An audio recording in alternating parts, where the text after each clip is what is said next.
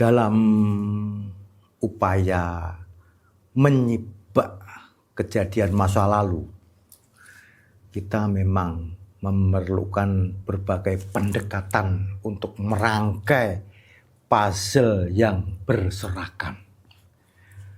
Begitu pula dengan kisah perseteruan dua pemimpin yang pernah bersahabat, intrik yang hampir dilupakan karena kurang memahami sejarahnya di buku kebudayaan lokal sekolah kita.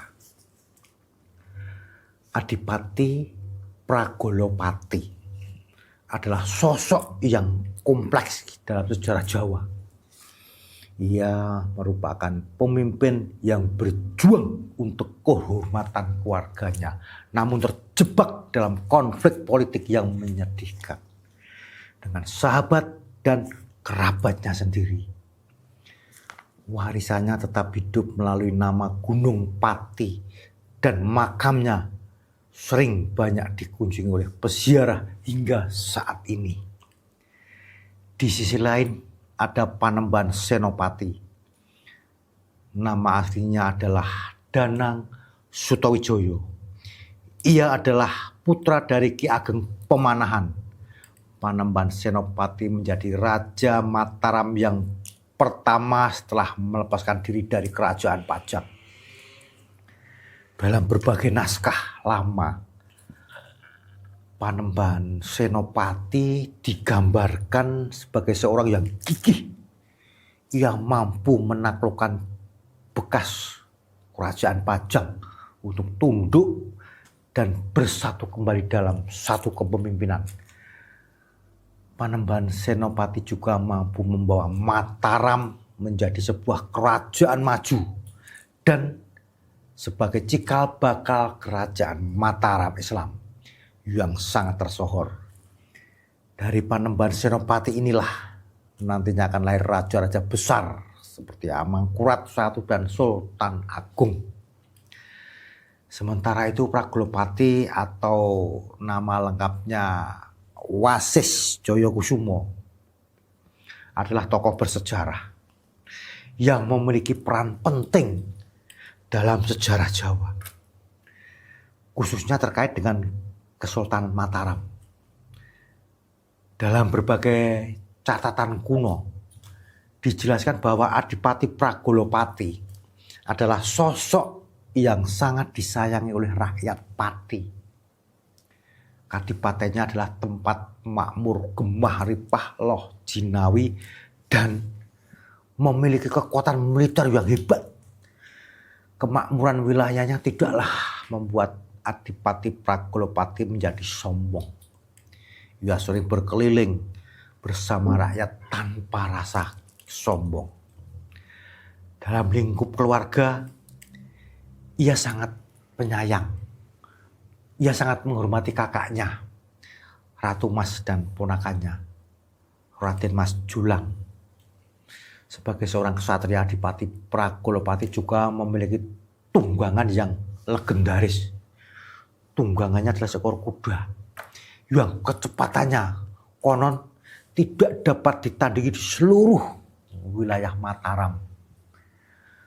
Pragolopati adalah putra dari Ki Ageng Penjawi, seorang tokoh penting dalam pendirian Kesultanan Mataram.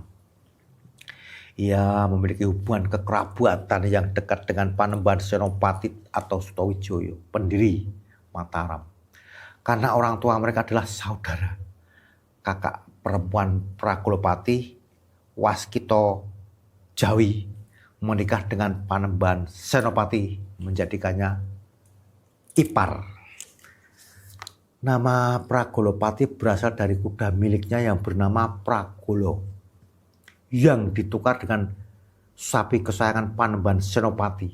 Julukan ini menandakan kedekatannya dengan penguasa Mataram sebelum konflik terjadi. Sebenarnya hubungan dua pemimpin besar ini sangat harmonis. Mereka juga memiliki hubungan kekerabatan karena orang tua mereka, Ki Ageng Penjawi dan Ki Ageng Pemanahan, adalah kakak beradik. Pragolopati dan Panembahan Senopati adalah cucu Ki Ageng Henis.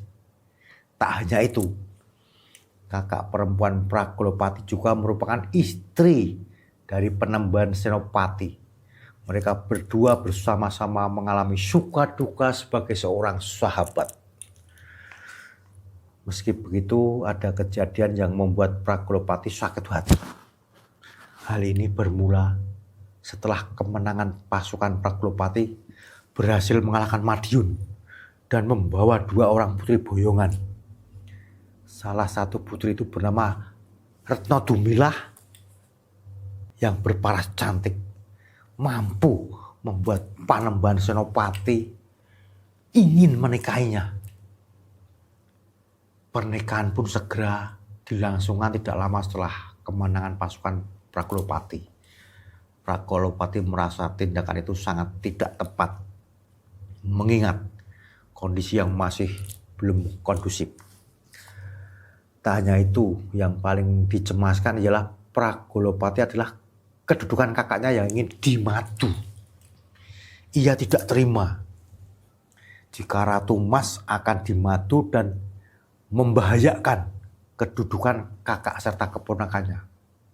Meski begitu, pernikahan Panembahan Senopati tetaplah berlangsung. Imbas dari sakit hati inilah yang membuat Prakulopati kecewa, bahkan tidak menghadap ke Mataram hingga 6 tahun. Panembahan Senopati juga merasa bahwa Prakulopati pasti kecewakan tindakannya. Pada suatu saat, Prakulopati meminta hak kepengurusan desa-desa di sebelah utara pegunungan Kendeng. Dan 100 mata tombak beserta batangnya. Semua permintaan itu diberikan kecuali batang tombak. Hal ini diartikan perang. Kisah mengenai perseteruan 2 sahabat ini memiliki beberapa versi. Di salah satu versi mengatakan bahwa Prakulopati dengan pasukannya yang dilatih dalam pertempuran mampu mendominasi perseteruan ini. Bahkan pasukan Prakulopati mampu mendesak pasukan Mataram hingga daerah Prambanan. Di sini Panembahan Senopati mengutus putranya Raden Mas Jolang untuk menghadapi pamannya tersebut. Mengetahui keponakannya sendiri yang menghadapinya, Prakulopati terlihat santai. Meski Raden Mas Jolang memiliki kekuatan melawan Prakulopati, tapi kemampuan pamannya itu tidak bisa dia tandingi.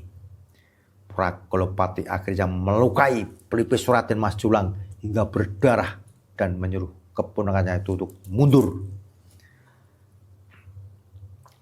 Mengetahui dia tidak akan mampu mengalahkan pamannya, Raden Mas Jolang pun kembali ke Mataram.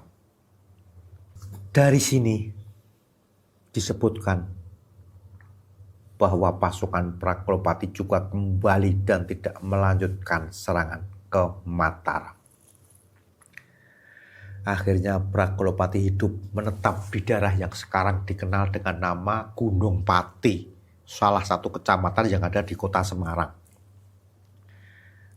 Namun ada versi lain juga yang mengatakan bahwa sebenarnya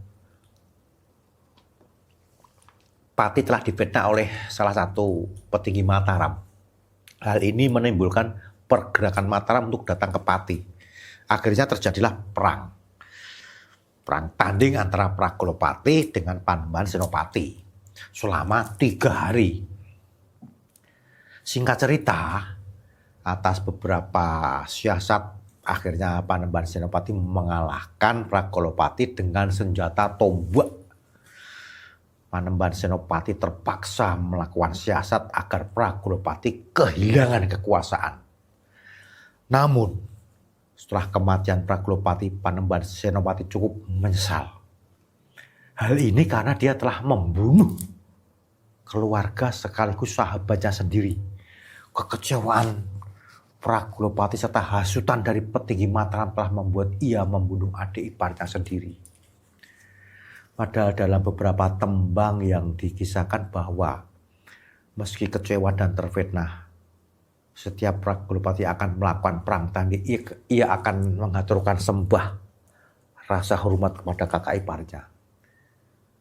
Ya, begitulah sedikit kisah dan versi perseteruan antara Prakulopati dan Panembahan Senopati. Dua orang sahabat bahkan keluarga yang berseteru, berjuang demi membela kehormatan masing-masing dan memiliki jiwa kesatria dalam pertempuran.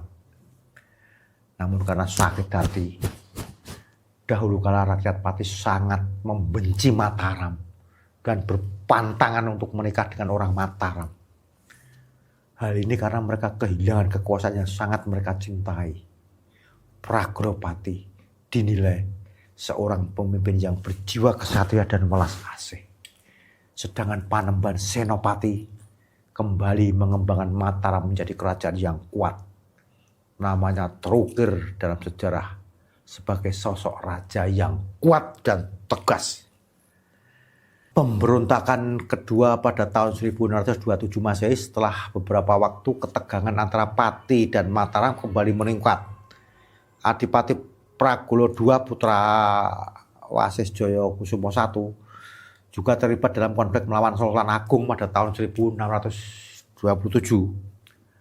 Perang ini berakhir tragis bagi Prakulowati II yang tewas di medan perang akibat tusukan tombak. Wilayah Gunung Pati di Semarang didirikan oleh Prakulopati setelah ia mundur dari konflik dengan Mataram. Nama Gunung Pati sendiri mencerminkan asal-usulnya sebagai tokoh dari Pati. Makam Prakulopati terletak di Jalan Raya Gunung Pati, Pelalangan, Semarang.